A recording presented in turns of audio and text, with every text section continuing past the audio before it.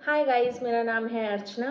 Welcome to my channel the women connection, जहां हम बातें करते हैं lifestyle, pregnancy and child care के बारे में। आज का हमारा टॉपिक है some common problems in newborn babies. Newborn babies में हम देखते हैं कि क्या क्या जो है कॉमन प्रॉब्लम्स है जो हर बेबी को फेस करना होता है, हर बेबीज़ में ही होता है। सबसे पहली जो कॉमन प्रॉब्लम है वो है जॉइंटिस की।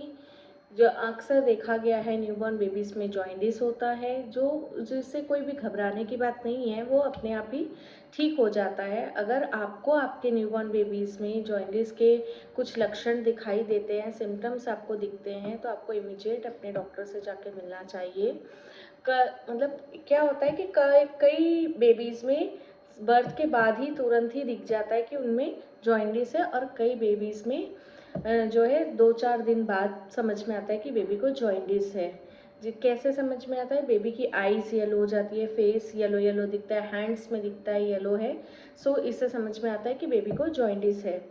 सबसे पहले आपको अपने पीडियाट्रिशियन के पास जाना चाहिए और उनसे कंसल्ट करना चाहिए। वो चेक करेंगे कि किस लेवल का जॉइंटिस है बेबी को। कभी लो भी रहता है, कभी हाई भी रहता है।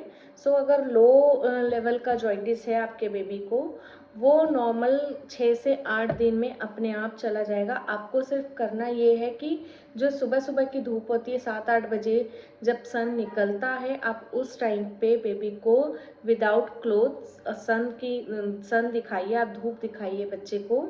पैरों पे खासकर जो तलवे होते हैं जो पैर के, वहाँ उसमें अच्छे से धूप दिखाइए।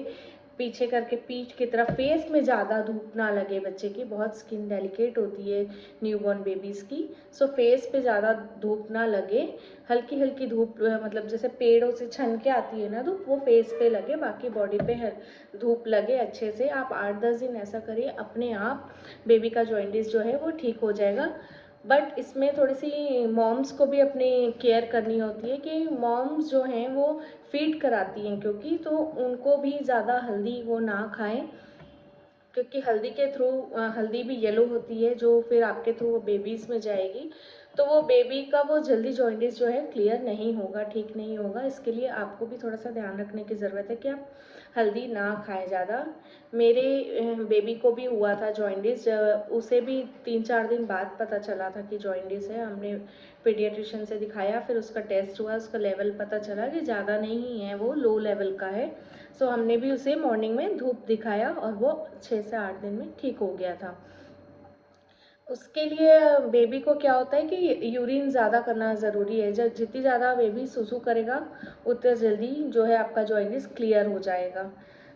इसलिए आप मतलब ये ध्यान दीजिएगा कि बेबी फीड अच्छे से कर रहा है कि नहीं, कितने बार वो सुसु कर रहा है। अगर वो फुल टाइम डाइपर पहनता है, तो आप उसके डाइपर की काउंट्स देखिएगा कि काउंटिंग सही जा रही है कि नहीं डाइपर की। आपके बेबी की, न्यू बॉर्न बेबी की, अगर वो 24 आवर्स डाइपर पहनता है, तो उसमें 6 से 8 डाइपर्स जो हैं, एटलीस्ट 8 डाइपर निकलना चाहिए आपका यूरिन का। सो आप ये चीज़ चेक कर लीजिएगा, और कोई घबराने वाली बात नहीं है। अगर हाई लेवल का भी जॉइंटिस होता है तो उसमें कुछ नहीं, डॉक्टर आपके बेबी को जो है एक कांच के ऐसे कंटेनर के अंदर विदाउट क्लोथ उसे रखेंगे, और उसमें ऊपर से ऐसे बल्ब लगा दिया जाता है। उससे 1 या 2 दिन में आपके बेबी का जितना भी लेवल है उसके अकॉर्डिंग ठीक हो जाता है जॉइंटिस। इस पे कोई भी घबराने वाली बात नहीं है। जॉइंटिस क्यों होता है? क्यों एक बिलिरुबिन नाम का जो है पिगमेंट होता है जो ब्लड में, उसका लेवल हाई हो जाता है, जिसकी वजह से जॉइंटिस होता है। ये एक रीज़न है, जो सम कॉमन प्रॉब्लम्स में एक प्रॉब्लम ये है जो होती है जॉइंटिस की। Second common problem is colic. Newborn babies में अक्सर देखा गया है कि कॉलिक का प्रॉब्लम होता है। बेबी शाम हुई कि नहीं रोना स्टार्ट, मतलब वो सुबह से, मॉर्निंग से इवनिंग तक ठीक रहेंगे, जैसे इवनिंग हुई कि नहीं बेबी का रोना स्टार्ट हो जाता है। They are start crying, and मतलब कंटिन्यूसली सेवरल आवर्स, मतलब वो रो रहे हैं रो रहे हैं रो रहे हैं। आप इसमें आपको ये देखना है कि मतलब बेबी कितना देर रो रहा है, कितना परेशान है। पहले तो आप उसे रीज़न उसके जो होते हैं कॉलिक के, वो होते हैं कई बार बच्चे को गुड बैक्टीरिया नहीं बन पाते हैं, इसलिए भी बच्चे को कई बार इनडाइजेशन हो जाता है, कई बार गैस की प्रॉब्लम हो जाती है। सो बच्चे इस वजह से रोते हैं।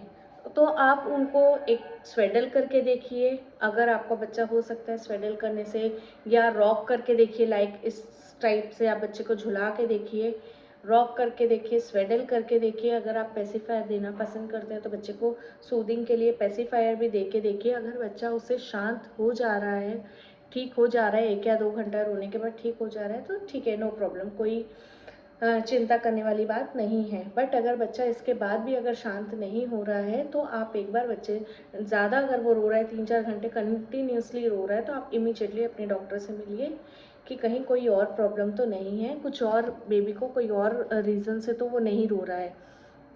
And third is diaper rash. अगर जब हम बेबीज़ को डायपर पहनाते हैं तो कई बार क्या होता है, बच्चों को डायपर सूट नहीं करते हैं। कब किसी को कोई कंपनी का सूट करता है, किसी को किसी कंपनी का सूट करता है।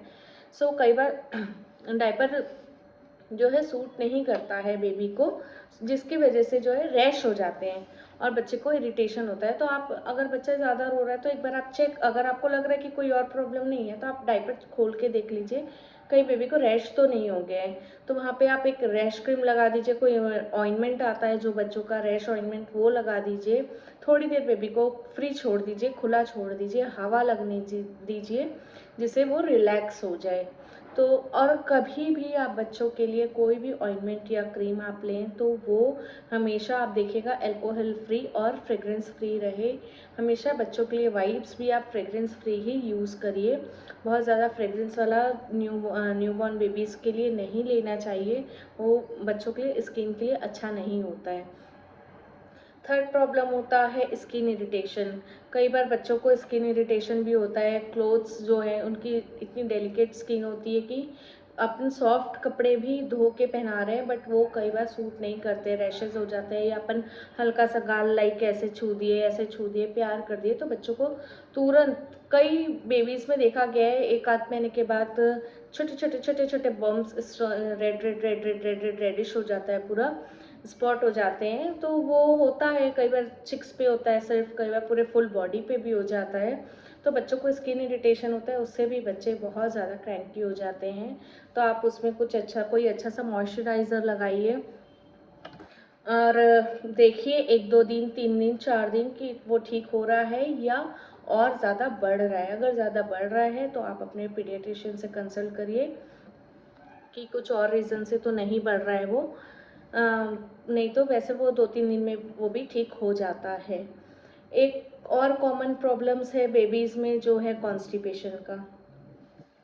बेबीज़ जो हैं, न्यूबॉर्न बेबीज़ हैं, वो एक दिन में कई बार 4-5 बार भी पॉटी करते हैं और कई बेबीज़ होते हैं जो 3-4 दिन में 1 बार भी पॉटी करते हैं, जो कि बिल्कुल नॉर्मल है, एब्सोल्युटली नॉर्मल है ये चीज़ें।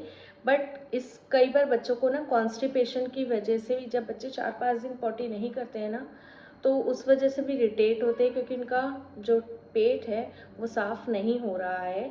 तो उस वजह से भी बच्चों को, तो आप बच्चे को रोज़ हींग, आप जब भी बच्चे को मसाज करेंगे तो आप नेवल के पास में क्लॉकवाइज और एंटी क्लॉकवाइज ज़रूर मसाज करिए। और पैरों की लाइक दिस इस टाइप की जो है आप ज़रूर से मसाज करिए, बेबी का एक्सरसाइज करवाइए पैर को, ताकि जो बच्चे का पेट है वो डाइजेशन प्रॉब्लम उसका सही रहे।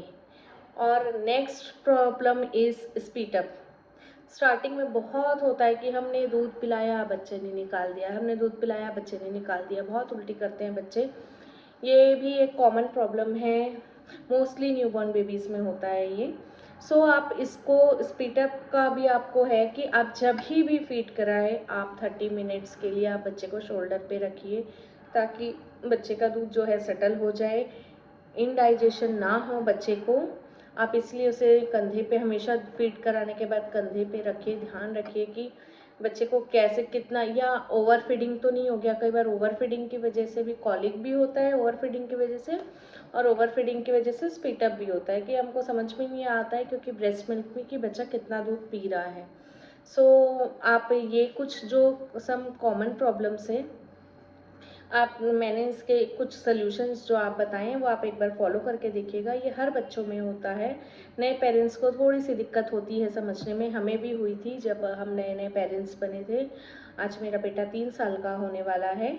अब ये हमारे लिए एक एक्सपीरियंस हो गया है, हम एक्सपीरियंस हो गए, बहुत हमने रिसर्च किया है इस बारे में। और भी जब हम नए पेरेंट्स बनने वाले थे तो मुझे बहुत मज़ा आता है इस टाइप का वीडियो एक्सपांड करने में, इस टाइप की चीज़ें एक्सप्लोर करने में कि क्या होता है बेबीज़ का, कैसे होता है, कैसे हमें उसे पालना चाहिए, क्या करना चाहिए, बहुत मज़ा आता है मुझे। अगर आपको भी इस टाइप के वीडियोस अच्छे लगते हैं तो प्लीज़ हमारे साथ जुड़े रहिए, कनेक्टेड रहिए, तो मैं आपके लिए और भी इस तरीके के वीडियोस लेके आऊँगी। इस टाइप की अभी पूरी सीरीज़ चलेगी बेबीज़ के ऊपर। अभी हम प्रेगनेंसी के ऊपर भी वीडियोस बनाने वाले हैं। प्लीज़ कनेक्टेड रहिए। Till then bye, take care.